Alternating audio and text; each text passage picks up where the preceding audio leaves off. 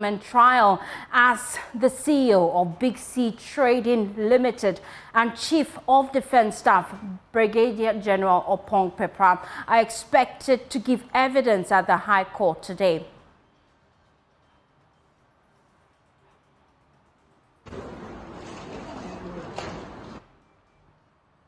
We're live in court for details. Also, minority in parliament demands WAEC put in measures to curb the increase in rate of examination malpractice in the ongoing basic education certificates examination.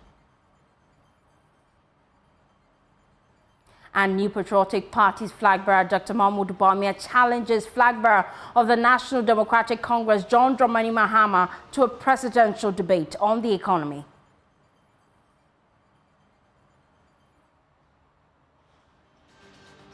I am looking forward to a debate with John Mahama on the economy, but I'm afraid that he's running away from a debate.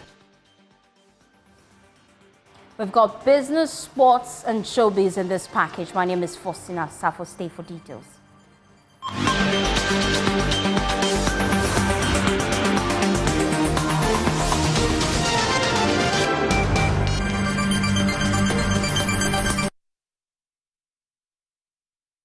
Thanks for staying with us. Now, the minority in Parliament is asking the West African Examination Council to institute measures to curb the increase in rate of cheating in this year's basic education certificate examination.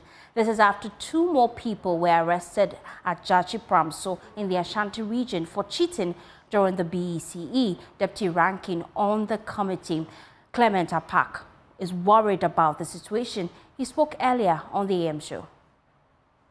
I expect the Ghana Education Service to identify and sanction those teachers to serve as a deterrent to others, because this conduct is reprehensible. It is even a lot more worrying that it is coming from teachers, because if they have done what they ought to do, and many of them do, and they have properly prepared their students. This will be in the case of schools where the teachers who were apprehended are teachers of that school. Then they ought not to try to find these unorthodox ways of giving their students a leg up. That is one. 2, it clearly cannot be acceptable that no matter what the circumstances may be, and I know there are issues. Look, let's be honest. There are issues as far as public basic education is concerned. And one of them is that these students who are writing the BEC have not seen a textbook based on the new curriculum which came into effect in September 2019. At the junior secondary school level, they are supposed to be under the auspices of what we call the common core curriculum. For P1 to P6 is the standard-based curriculum. So these students who are writing, I have a lot of sympathy for them, and I pray that they do well, because truly, they did not get the full complement of being prepared, not because their teachers didn't want to, and not because their parents didn't want them to be properly prepared, and not because they didn't want to. But government failed in making sure that textbooks were produced for them to use. So from JHS 1, 2, and 3, they are writing BEC, they have never seen a textbook. A child protection organization, Child Online Africa, is asking politicians to desist from using children for their political campaigns or face their wrath. The group says these activities leave lasting impression on the lives of these children, sometimes exposing them to public ridicule by their peers.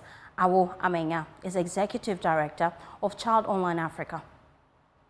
There's a way we can engage, or we can also react, which you might not like.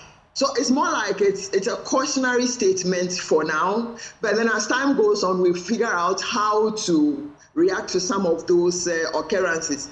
But the point is, children below 18, children who are below 18 are not supposed to be used in their political campaign. If they cannot have the right to vote, why do you want to put them forward to campaign for you? It's just a no-no to start with, and not when we are even in a digital space now.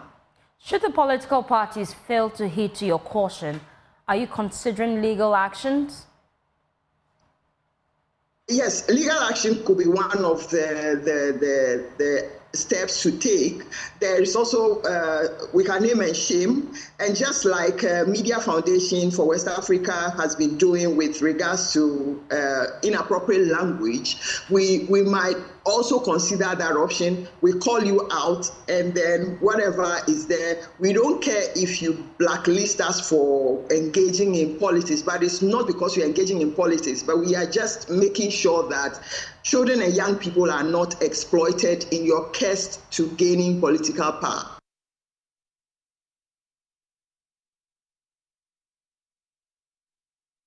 Well, many first-time voters say they are disappointed that neither the governing New Patriotic Party nor the opposition National Democratic Congress has been able to fulfill promises made on the campaign trail. On PM Express on Wednesday, these prospective voters confronted political parties on critical national issues that matter to them. There's more in this report by Emmanuel Jiveno. Many first-time voters have expressed profound disillusionment with the two major political parties, the NPP and NDC, citing a failure to address critical national issues. Among these disillusioned voters are Ning, Esther and Joseph, prospective first-time voters who feel their concerns are being overlooked. The two parties, the politicians, they failed you. Yes. As a 20-year-old young man, you feel that... What I've seen, yeah, what I've experienced, I feel like they have failed me so bad. Because the next generation, we are the next generation that they will hand over everything to us. And if things have gotten this bad, then I wonder what we will tell our children. I know a lot of persons with disability who are not employed in their home. Not that they don't qualify. They have all these qualifications, and you've promised us cents, and we've not seen anything. I've lost total trust in them. okay. I don't trust any politician. And the time will come where we at the lower will decide that, no, we are not going to give power to anybody again.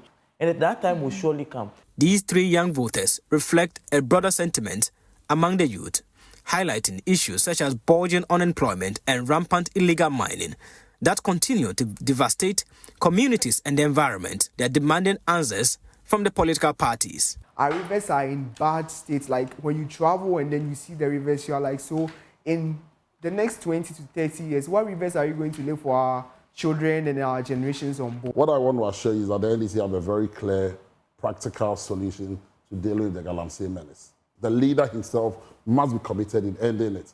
And President John Dramani Mahama is committed in ending Galamsey.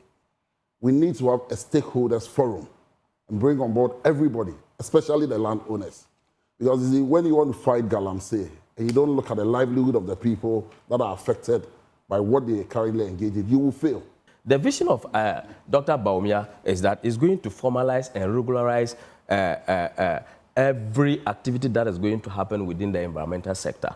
First, we have to audit the concessions.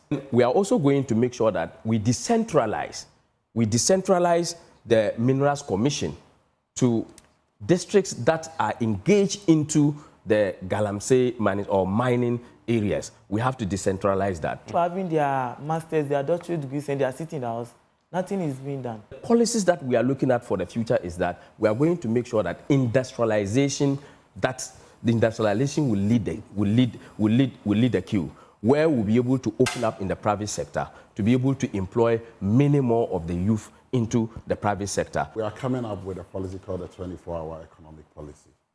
We are also coming out with what we call the Ejumaira. Under the Ejumaira, we are looking at equipping 10,000 young people to start up their own businesses. We are going to help you with business advisory. We are going to support you with loans. And then we are going to help you supervise your business and find the markets for you so you can start a business and employ many more people. Esther, who is visually impaired, reveals the struggles persons living with disabilities face in accessing basic needs. She has been chasing her district common fund for a laptop to assist her education. But for 5 years, Esther has yet to be assisted. We've applied several times. My dad has to stop work for some times because he wants her daughter to get access to this. And we go there, nothing. Your MP just got in touch with me and said, after I should take your details and then you see how best he can support. I'm going to make sure I get the MCE in charge to make sure that this particular issue is being addressed. The impatience of the youth is palpable. They are demanding a revolution, not with guns or violence, but with a certain sense of anger that will change the way successive governments manage the resources of the state. Emmanuel Juvenis report for Joy News. Let's stay with politics because the New Patriotic Party flag bearer, Dr. Mahmoud Bawumia, is challenging the flag bearer of the National Democratic Congress, John Dramani Mahama, to a presidential debate on the economy. Now, during his constituency campaign tour in the Northeast region, Dr. Bawumia emphasized the importance of shedding light on the policies of both candidates before the 2024 general election, particularly in terms of their respective strategies in handling the country's finances. He also accuses Mr. Mahama of failing to offer any alternative solution to the country's economic woes while he served as president. I am looking forward to a debate with John Mahama on the economy, on the country, on the governance. But I'm afraid that he's running away from a debate, isn't it? His people say he doesn't want to debate, but he doesn't want to debate because he knows I will expose the emptiness of his policies. He says he has a 24-hour economy that he cannot explain. It's as empty as an empty barrel. He cannot explain it. None of his people can explain it. They say they will be exporting lions and elephants. But when we meet mano a mano, we can debate and the country will see where our policies lie. And that is where we should go. We should give the country an opportunity to listen to us. But if he chooses not to debate, I will continue to sell my policies to the people of Ghana and you will take the decision.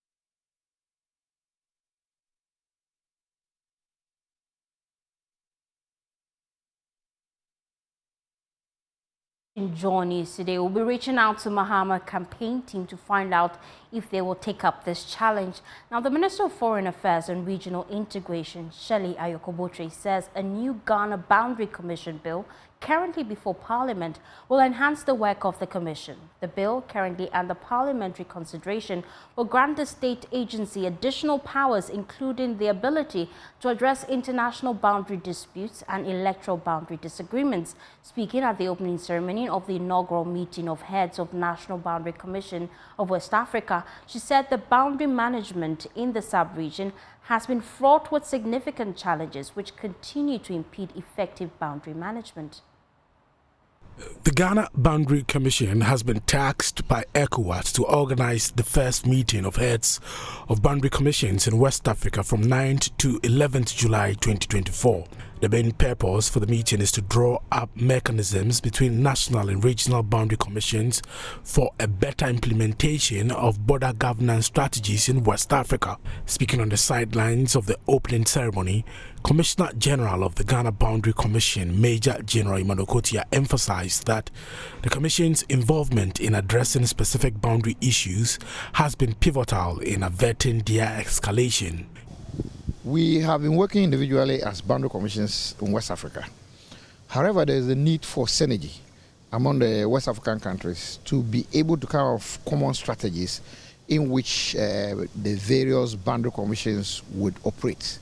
Another reason is that we realize that one or two of the boundary commissions, and let me mention Ghana, Cote d'Ivoire, and Nigeria in particular, have got very good structures and frameworks that they operate on.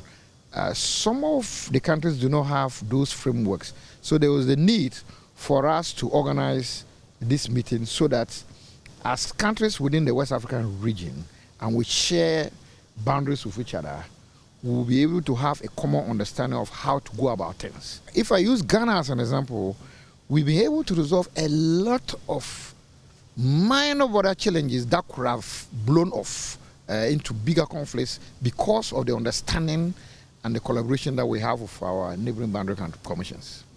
He said boundary commissions across the sub-region will maintain collaborative efforts to achieve optimal outcomes. Director of the Free Movement of Persons and Migration at the ECOWAS Commission, Albert Siang Boateng, stressed the need for joint border patrols and the sharing of information. The objectives of this meeting is to agree on the establishment of a coordination mechanism between national and regional actors for a better articulation of implementation of border governance strategies within the ECOWAS region. More specifically, this involves presenting the common opportunities and challenges of cross-border regions in West Africa, take stock of existing strategies and programs in the ECOWAS region and the scope of intervention, identifying synergies to facilitate collaboration or coordination both vertically and horizontally. Chairperson and the Director General of the National Boundary Commission of the Federal Republic of Nigeria, Surveyor Adamu Adaji, says the security situation in some West African countries impede effective border management. The issue of insecurity is very key, and I think this kind of forum will be able to address some of these issues, share the experiences, and try to see how we can synergize to share intelligence and cooperate to be able to address these issues of insecurity. That's why, like we noted during the opening speeches, that this meeting is quite key and apt, because this is the time we need that kind of cooperation and coordination. So it will help to address some of these challenges of insecurity. Yeah. Thank you very much. Minister of Foreign Affairs and Regional Integration, Shelley Ayoko-Botchwey, says a new Ghana Boundary Commission bill currently before Parliament will enhance the work of the Commission. Through the Commission, Ghana has cooperated with her neighboring countries regarding the management of shared land and maritime boundaries and cross-border collaboration efforts. As a result, the Parliament of Ghana is considering a new act that will enhance the capacity of the Ghana Boundary Commission to meet international best practices. Our region has immense potential for growth, but this potential can only be realized if we create an enabling environment for trade and investment to thrive.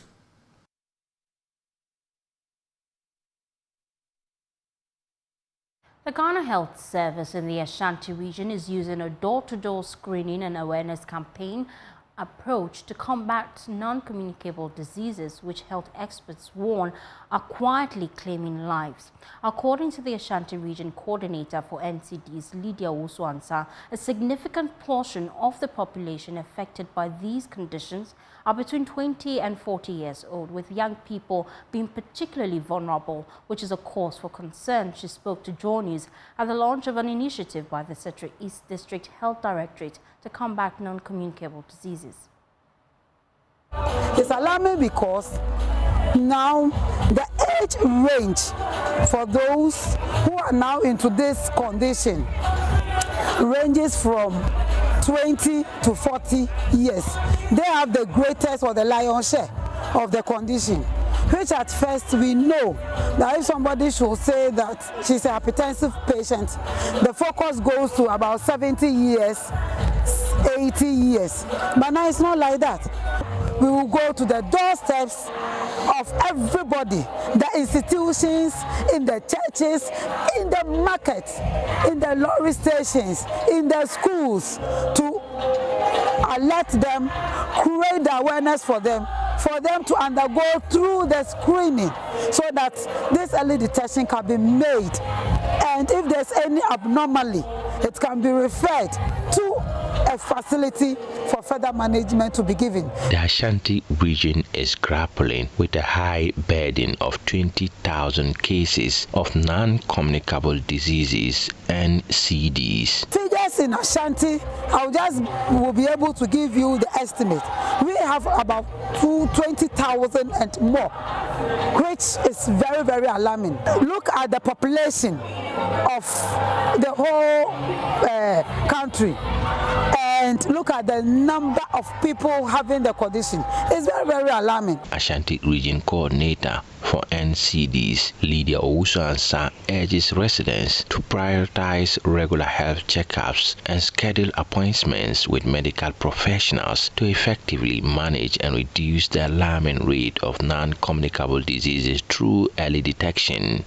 Everybody should know about screening. The first thing that you have to do to be able to know that you have this condition, the first thing that you have to undergo so that the detection of this condition can be done as early as possible and refer to the appropriate quarters for further management to be given. Now, we want to be like the Western world. You know, the Western world, they usually have an appointment. You are there, it comes to your phone, they will call you, they will even give you a text message. Now it is time due for you to come for the screening so that if there is something that is going on which is very bad, they will act on it immediately.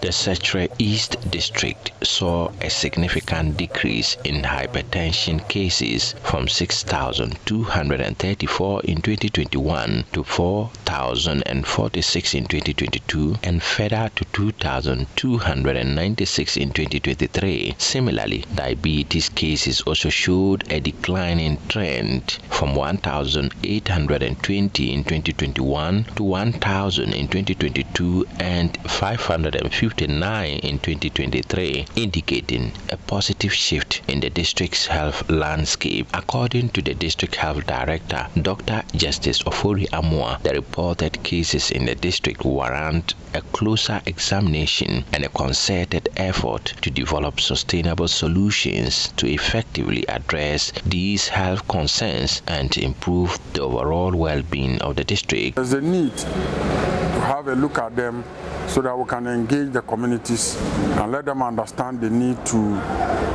stay away from these diseases. And even if you do have it, they need to take your medications regularly to stay away or avoid any complications. We encourage all to always seek early medical attention, so that when it is detected that you have hypertension, diabetes, or any of the NCDs, you will be put on medication to stay alive.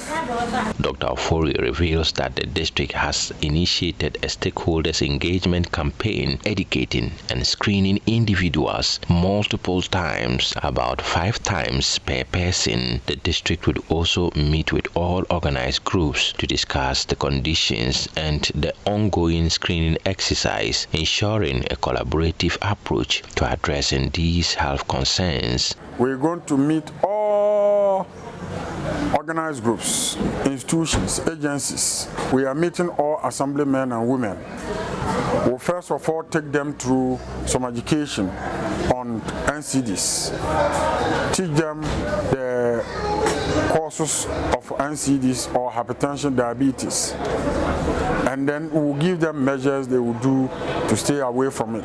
When we are done, we will screen them. We'll check for their BP, we'll check for their sugar, and any other thing, including even prostate cancer. But we'll do that continuously for no less than 5 times. And that will determine whether the person is hypertensive, diabetic, or the person is having any of the cancers that we are looking for. So the assemblymen and women will come. When we are done, we'll meet with the security forces, after which we'll meet with Nananum, we'll go to the market women, we'll meet with the Zongo chiefs and elders, and any other organized group that will need our services within the district. A report by Mohammed Nuruddin.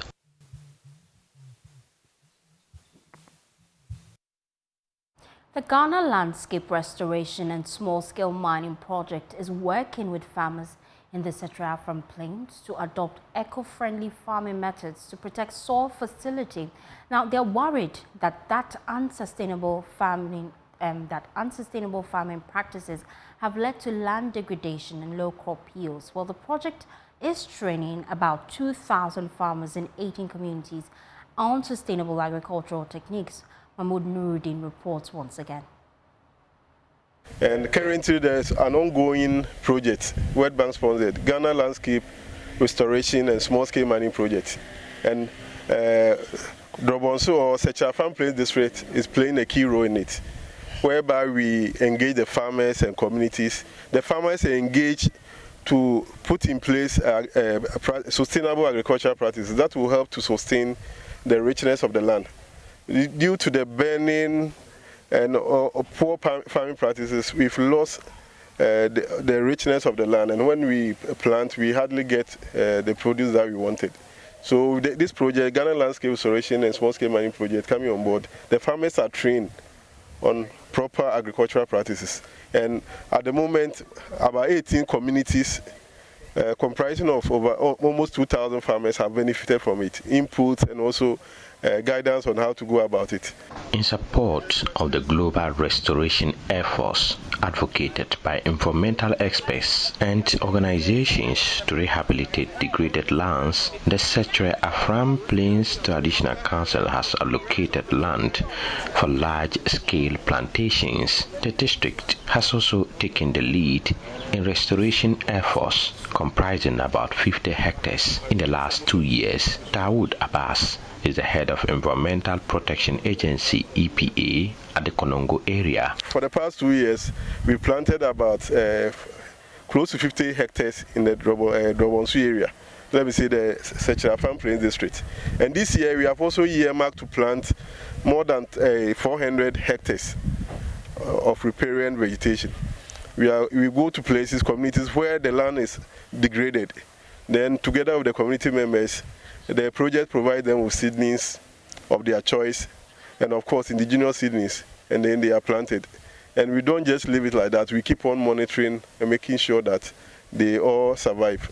So for this is what EPA is. We are doing a lot of things to help restore the environment, but we need the support of everybody, because when we plant and we leave, the people here need to take care of them. If they don't take care of them, they would all die, and all the effort that the government has put in it, development partners have put in it, will all go to waste, and we all suffer the consequences thereof. The EPA carried out a joint initiative with Mirror Forestry and Timber Products to plant trees at Drobonso to foster public interest in land restoration. Dawood stresses the importance of community ownership of such initiatives, emphasizing that locals should actively care for the trees as direct beneficiaries.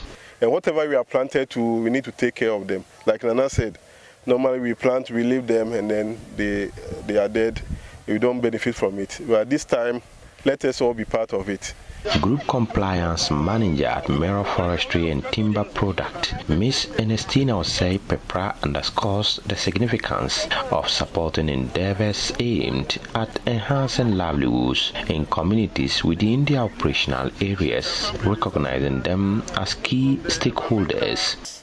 As I said, we are a tree growing company, but aside what we grow and harvest for commercial purposes, we also have about 40% of our total lease areas put under conservation, where we do active management such as weed control and even carry out enrichment planting in areas such as riparian areas, that's the areas around rivers and streams within our concession. So we plant the trees to protect the rivers and the streams. The traditional leaders commend the EPA and Mirror Forestry and Timber Products for their extensive efforts and environmental conservation in Drobonso and its surrounding areas. A report by Mohamed Nuruddin.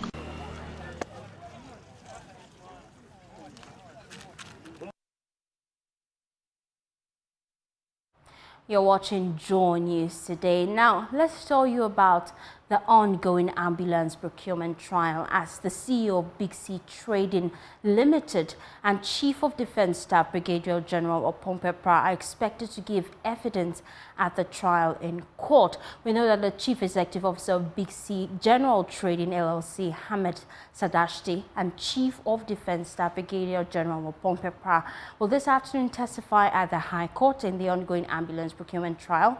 Now, the case in which the minority leader, Dr. Kisla Forcing and Richard Jakma, businessman, are standing trial for willfully causing financial loss to the state. We know that the court at the last adjournment date held that the CEO of the principal company in the controversy will give evidence about his company's involvement in the procurement of the ambulances. However, in a twist of events, the third accused person, Richard Jakma, through his lawyers, have subpoenaed the Ghana Armed Forces to testify and give documentary evidence as he challenges the authenticity of the dismissal letter the prosecution relied on during his cross-examination. We're live in court and we'll give you an update as it when we have it.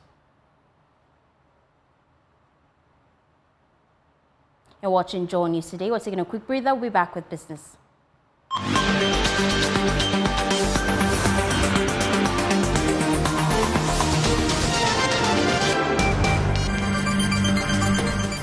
Welcome back to Business Live on Joy News Today. My name is Winston Taki, and now to our first business story. Chief Executive for the Ghana Commodity Exchange, Tosi Iwobi, has charged women public relations practitioners to take a critical role in curbing misinformation and fake news in the wake of the digital evolution. According to her, the concern of misinformation can be linked to the increase in digital platforms which are managed by unprofessional staff and the quest to churn out negative news. She was speaking to Joy Business after addressing the 8th Women in PR Summit in Accra. The Women in PR Summit this year focused on equipping public relations professionals with the most relevant knowledge and skills needed to evolve and be valuable assets in a landscape shaped by artificial intelligence and environmental, social, and governance factors. Under the theme, Empowering Practitioners for an AI and ECG Future, participants delved into how to empower the female players in their various industries to shape the economy. Speaking to Joy Business, Chief Executive of the Ghana Commodity Exchange, Tushi Ivawi, emphasized the need for PR women to take important roles in projecting the positive image of their brands. So it's really about the quality of journalism that we need to improve. And an organization like Women in PR Ghana is sharing learnings, is embracing the women. They come together on a regular basis to look at what some of the issues are plaguing media, plaguing the industry. So the idea is really to educate and to ensure that at least the women practicing are applying some of these learnings and skills. So really it's about digging deeper. It's about doing proper investigation, proper analysis before sharing a story. As professionals, hopefully, women in PR can at least play an important role in this fight. President of the Women in PR Ghana, Joyce Sakite Ahiadome, explains how useful the summit has been to industry and academia. We have realized a gap between industry, academia, and students, and it is a platform by which we connect individuals or PR professionals who are practicing in Ghana and beyond. Again, when you look at our theme for this year, which is about AI and ESG, it is about ensuring that we are empowering our women to be ready for today and also the future. The PR landscape is changing, and every day there are trends. But then we believe that we can continue to be valuable to our organizations, we can continue to be valuable to this country and also ourselves by ensuring that we are keeping up with the pace. Today it may be AI and ESG, but tomorrow it may be something else. But we believe that with our yearly summit, we are able to nurture our people to be in tune with the times, and then we can go on to lead organizations, not just as PR people, but also as thought leaders in what we do. The platform was also used by members to network and share industry best practices.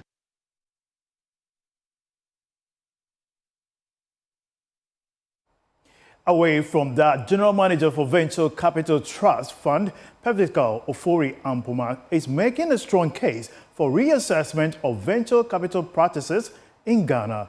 This, he says, will aid in attracting more international investors to support small and medium-scale enterprises across the country. He was speaking at a capacity-building workshop in Accra. The Venture Capital Trust Fund, as part of the workshop, announced its introduction of two key initiatives, the Venture Capital Analyst Program and the Fund Manager Development Program, in a bid to bolster the rapidly growing venture capital and private equity sector. General Manager of Venture Capital Trust Fund, Percival Ofori-Ampuma, said these initiatives aim to nurture talent and build capacity for the next generation of fund managers, ensuring a sustainable pipeline of skilled professionals to drive the industry's growth. Some of our fund managers, or all our fund managers we invest in, they do valuation. We see when you invest as an equity holder, you hold equity. On a continuous basis, IFRS requires that you value your company and put that number on your balance sheet, on your financial statement. Also, for performance measuring, we need to measure our performance. How are we doing? We gave the money on this day. Today, how are we measuring the money? Has it grown? Has it come back? Has the company improved?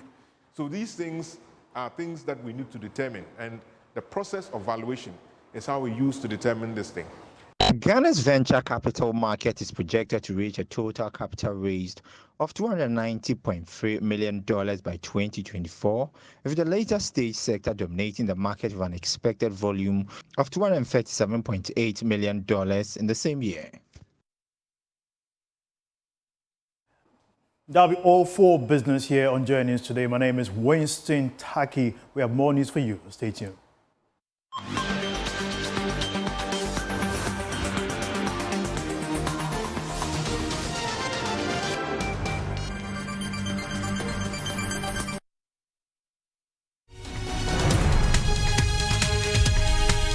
You're still watching Joy News today. Let's take you now to Ho, where the Ghana Journalists Association anniversary lecture is currently ongoing. Professor Kakari has the full. Let's listen in. Many professional people hesitate to provide information to the media because they fear their views will be misrepresented or distorted. Media houses are loath to acceding to basic responsibilities like providing opportunities to citizens to exercise their right to reply to issues published about them. Meanwhile, the Constitution demands of media to honor rejoinders from the public. The sources of poor professional standards are many. A major one, however, is partisan prejudice among journalists. This results from the dominant ownership of media by political party elites in the Fourth Republic. In the past, and I'm sure Cameron will bear me out, the point is not that parties cannot participate in the media. In the past, political parties owned newspapers, and you knew that this is a CPP newspaper or this is a UP newspaper, and so on and so forth. Today, that is not there. In this season, I am the chief executive of a political party, I am the bankroller of a political party, I am a this and that, and I own radio stations. And what do I use it for? And a very curious and disturbing phenomenon is the political parties actually organizing so-called, what do they call them? Serial callers, who dominate radio discussions and spew a lot of insult, character assassination, and so on and so forth. Now, this development has bred of parties, politicians and parties dominating the media sphere has bred a veritable cadre of what is called mercenary journalists. Some of these types of journalists are very well educated and highly sophisticated, so they wield a lot of influence, but through bad journalism.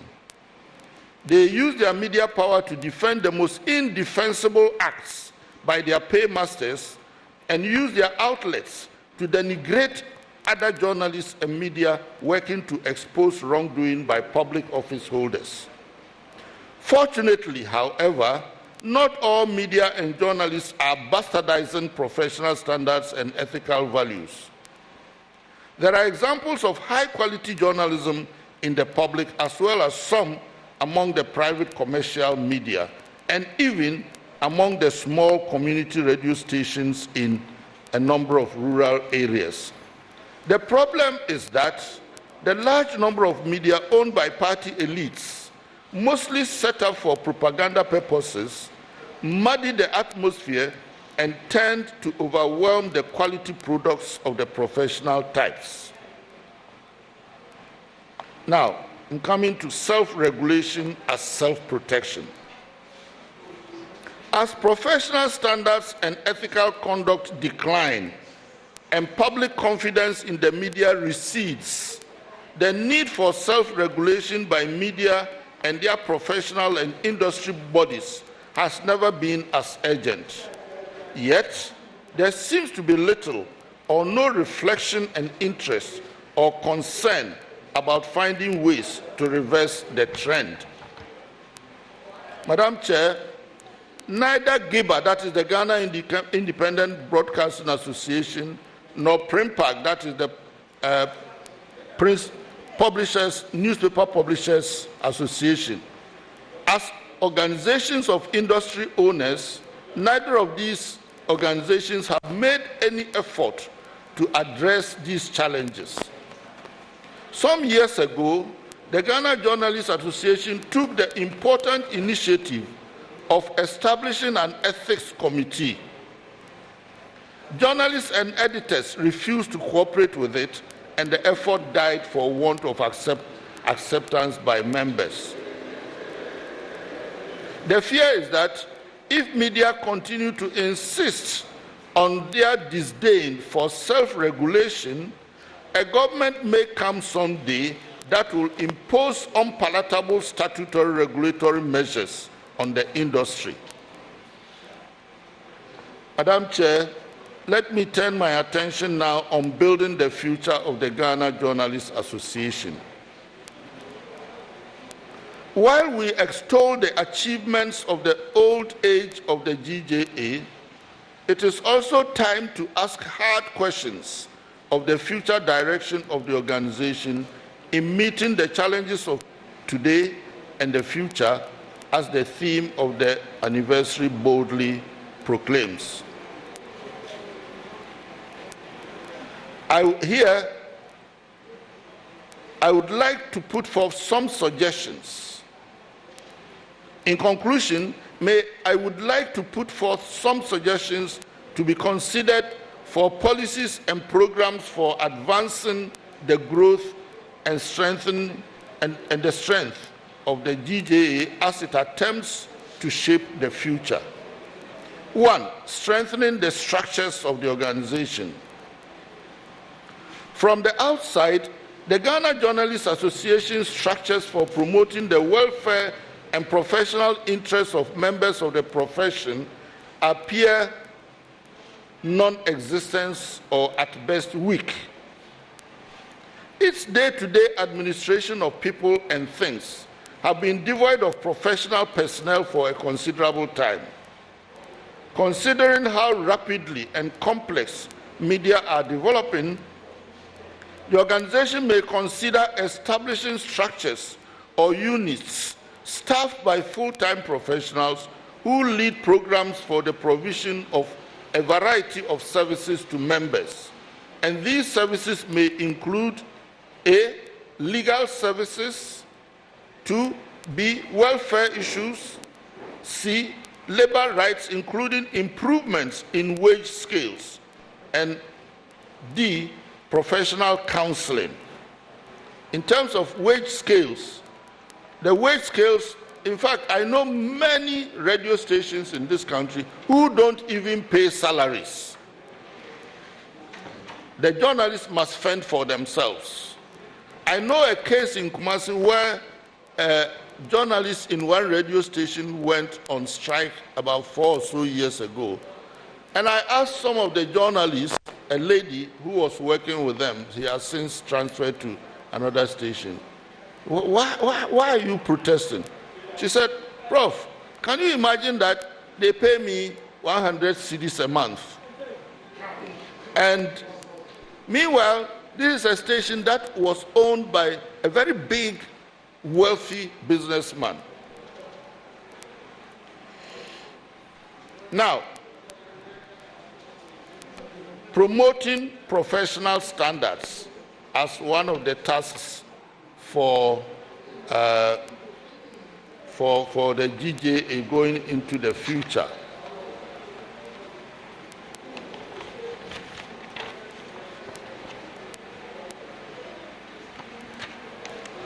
The Ghana Journalists Association ought to consider the establishment of a mid-career training center for practicing professionals. The institute shall work to upgrade the knowledge and skills of middle to upper editorial management personnel of media houses. It will organize periodic sessions for exchange of experiences, ideas, and seminars for the introduction of new ideas, skills, and technologies. Organize sessions to find ideas and answers to new trends and critical issues confronting professional practice. Provide platforms for interaction with journalism training institutions on issues pertaining to training and curricular development. The Ghana Journalists Association may collaborate with an existing journalism training institution for the establishment of the proposed mid-career training institute, and it is encouraged to seek participation of the main industry associations such as GIBA and PRIMPAG. 4. Advocacy for promoting enabling policies. The Ghana Journalists Association's work in policy advocacy appears rather ad hoc and spontaneous. It tends to be reactive to events and developments. And this is one area that can be improved by setting up units or departments headed or run by persons with appropriate professional backgrounds and capacity to promote its intervention or its participation in policy decision making. Protecting rights, freedoms, and security of the journalists. Similarly, the Ghana Journalists Association may need to strengthen its activities and be more vocal in protecting members' rights and security. This would include finding the means to promote legal defense of members facing the law for defensible acts. In this area of work, it is important that the organization seeks cooperation with existing press freedom advocacy organizations with the expertise and experience such as the Media Foundation for West Africa. 5. Expanding the organization. Dr. Segbefia has already alluded to it, but let me also add that many people have entered the profession in recent decades because of the enormous multiplication of media outlets.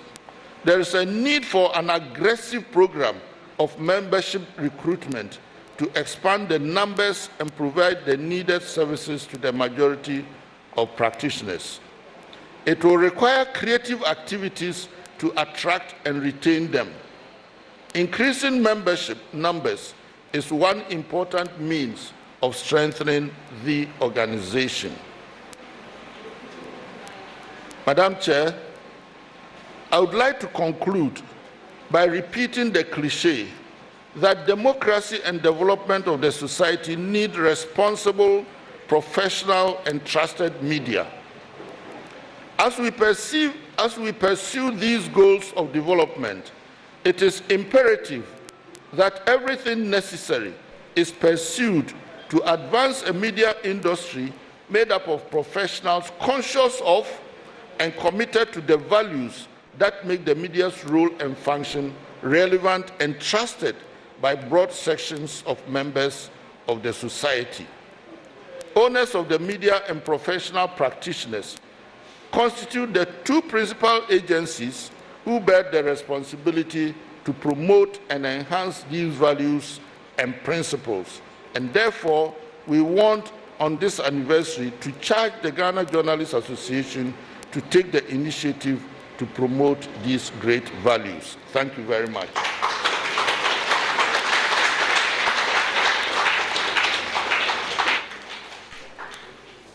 Please do it for him once again. Thank you very much, Professor Kwame Karikari. All right, so let's make progress very quickly. Let us digest these information as quickly as we can and have an open forum very quickly before we lose the TV time. So if I can get technical support in microphones, let me open the floor very quickly. If there are comments to make, questions to ask, let us do those. And if Madam Chairperson will permit me, I'd like to start with Dr. Hilary Bedema. I know she definitely has something to say. And so, how do I get this microphone out?